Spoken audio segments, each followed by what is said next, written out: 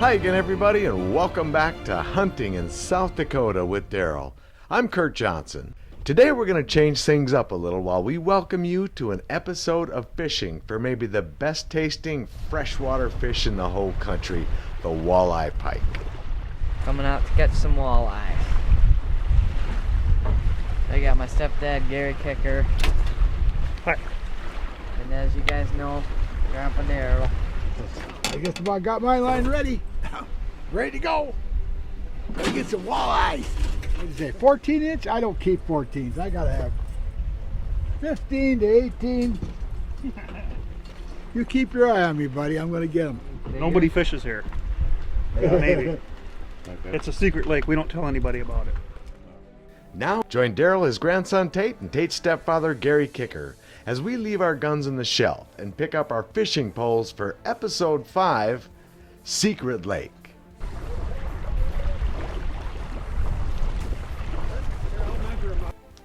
While Tate pulls in a walleye on his first cast of the day, let's watch and listen in to Darrell while he gives his version of why fishing may currently be so fabulous in northeastern South Dakota. First cast.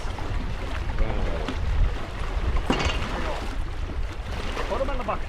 One of the reasons that we are here fishing in this lake is because back in 1997, we had a lot of snow and a lot of rainfall. It happened right during April, and where the lakes were still frozen and the ground was frozen, so the runoff all went into the lakes and sloughs and made a tremendous floods. And then also the houses and the landowners and people in the cities got hurt real bad from this because of losing their homes and the high water, and yet all the bad that there was, a good came of some of this. Resource came that was unexpected.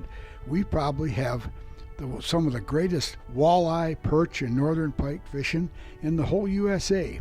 We can go out and catch our limit of walleye and northern pike just about on any given day, all summer long. And I also would like to add that back in like 2009, 10, and 11, we had a lot more rainfalls and snowfalls and runoffs. So these lakes have just kept filling fuller and fuller full of water, and it's just been a real disaster to the landowners and to all the people around the lakes. And it just has given probably a great resource for all of us to look at now and realize that it's happened, and we got to live on with it. Some of our lakes are 20 and 30, and well, there's one 35-foot deep here. We're used to shallow lakes, like 10, 12 foot deep was a deep lake for us. You wonder just how long this is going to last, and it may last for years and years to come. So it looks like South Dakota has developed a new resource that's going to be here for many, many more years. And I just think that it's nice to see the people get out and bring their families and their kids and they just enjoy the walleye fishing that we have and the great northern fishing, and just enjoy some of this now.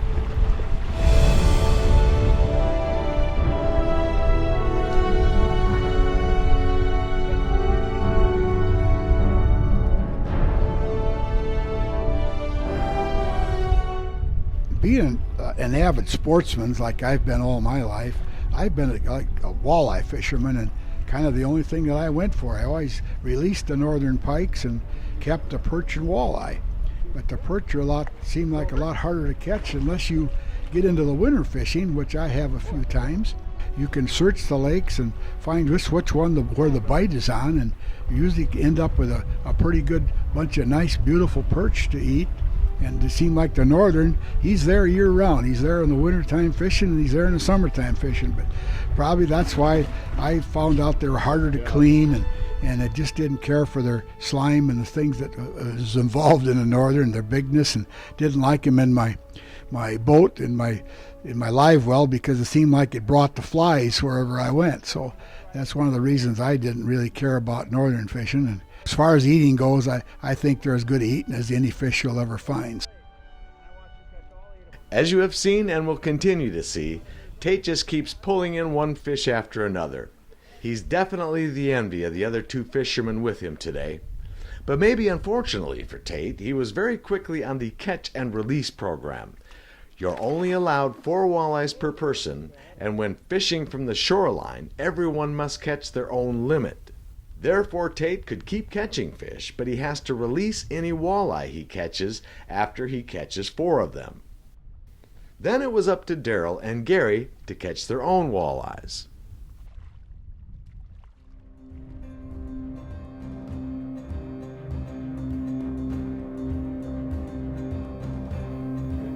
Wait till you see what happens to my first catch of the day. Don't go away. We'll be right back. I think that when summer comes around, we hit at a different season entirely. We've started to catch walleyes, and we think about coming home and cleaning our fish and grilling them, and some of the greatest taste in the world happens at that time, and we just get to enjoy that part of it. The lakes are warmer, and it just seems like there's just more lakes in South Dakota to fish in. A lot of times we find ourselves trying different lakes, and because we got maybe different species of fish, a perch, a walleye, northern, crappie. We have a lot of fun doing that.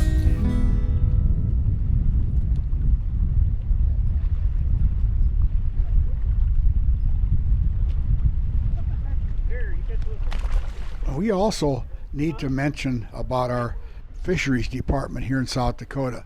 You know, it's up at Wall Bay is a big fish hatchery for us, and they just seem to stock every lake they can, and they just do us a great job, and they're just working for the sportsmen all the time, and we just really want them to know how much we really appreciate those people.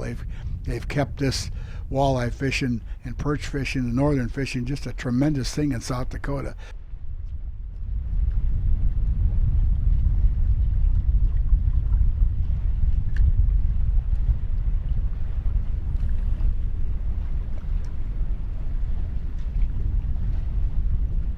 You want to come and spit on my line or something?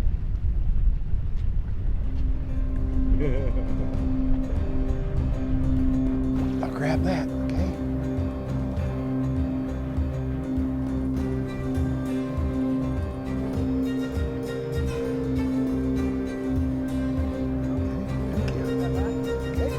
Okay. Oh!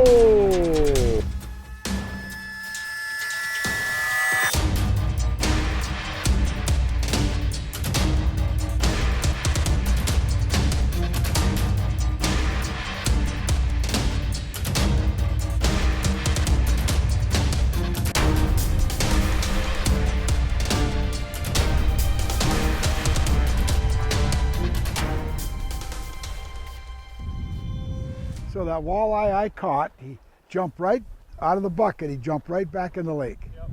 Well. I don't think you have any proof that you caught one, Dad. Oh, Gary's got one. You don't have any proof that you caught him, huh? That's right. Gary's got one. Yeah, he got him yet. He's on there.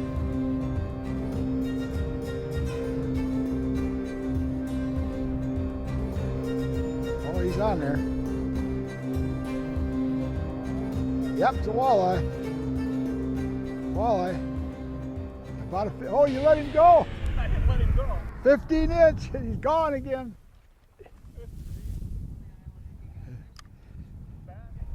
Gary's got one on. Oh, it looks like a pretty nice fish, Gary. Fighting pretty good. Oh my, only I could catch a big northern like that. Oh my goodness sake, look at that northern. Oh, jeepers.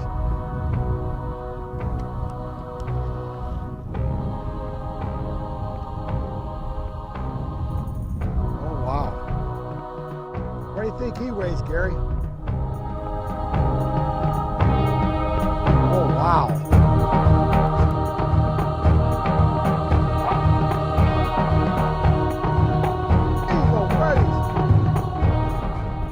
Oh man, alive! He's a good 7-8 pounds.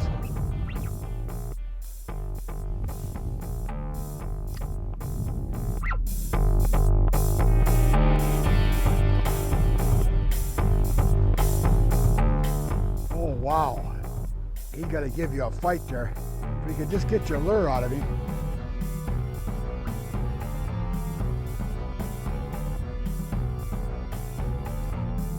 Oh, wow, look at that, would you? That is a beauty. Oh yeah, at least. Hey, Tate's got another one on.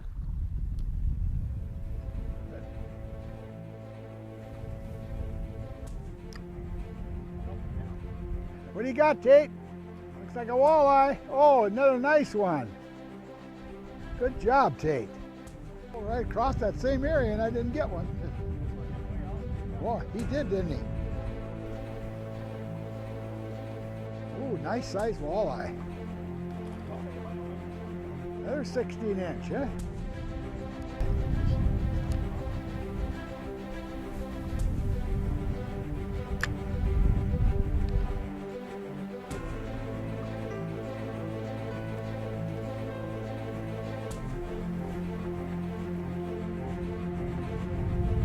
That's your favorite lure too, Tate? Goodness sakes, he's got another fish.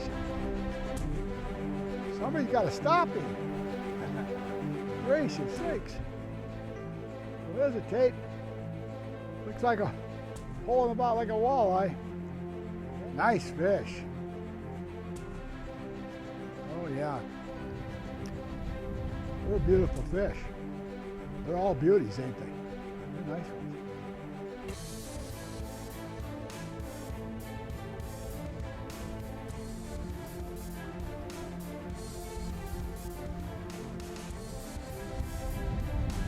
Tate's got another one. Thank you.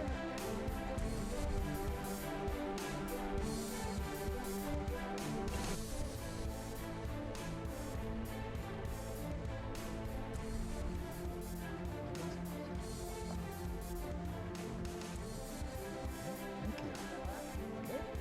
Thank you.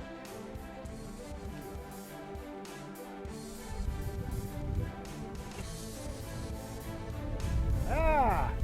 Don't let that one get out of the pail.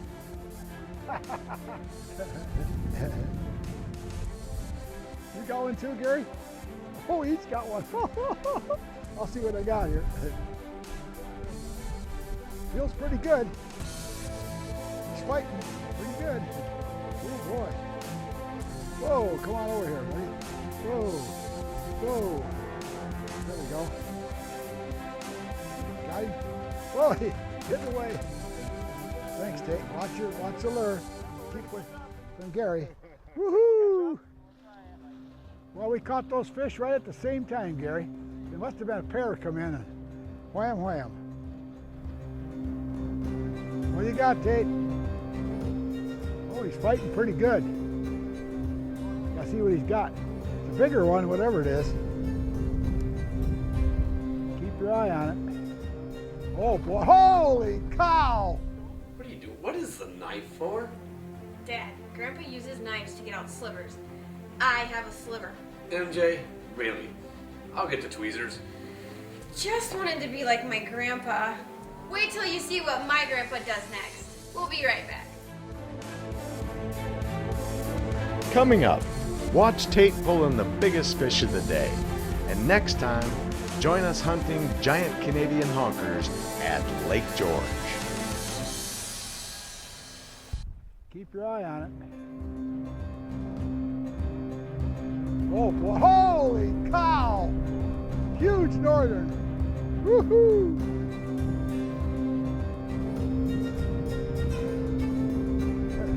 I thought you were a walleye fisherman. Wow.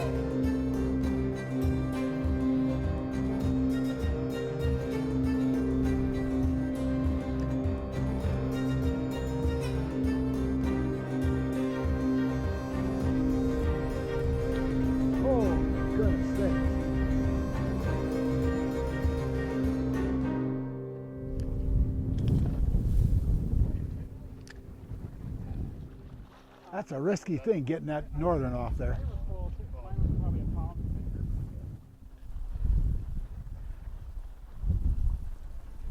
I caught both those fish almost up by the pier here. Can't believe it. There's another one right by the dock. Oh, he got off. He was right there. Must have been a 10-pound walleye, you know.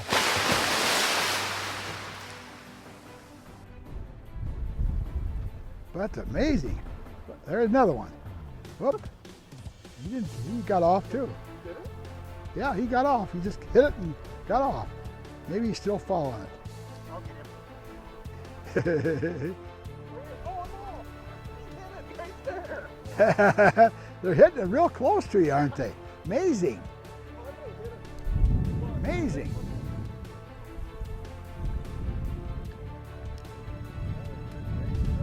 Boy, that was right by the dock here. Just couldn't. There he is again, right by the dock.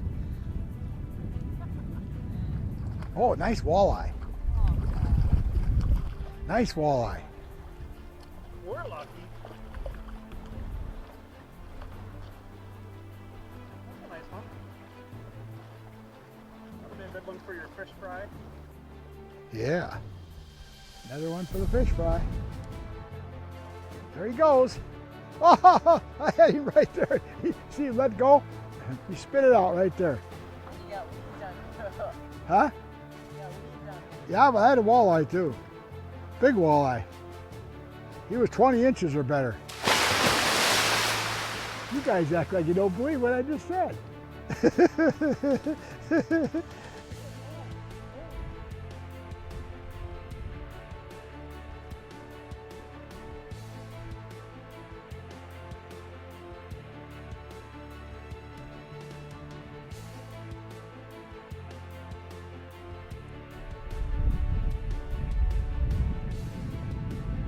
Oh, Gary's got one. Ooh, nice walleye. Oh, nice walleye. I think the fish are moving in by this dock. I think you got 12, Dad. Huh? I think you got 12. We got a quit? I think so. Oh, you're kidding. Oh, you better count, Gary. We've got to make sure we get the right number here.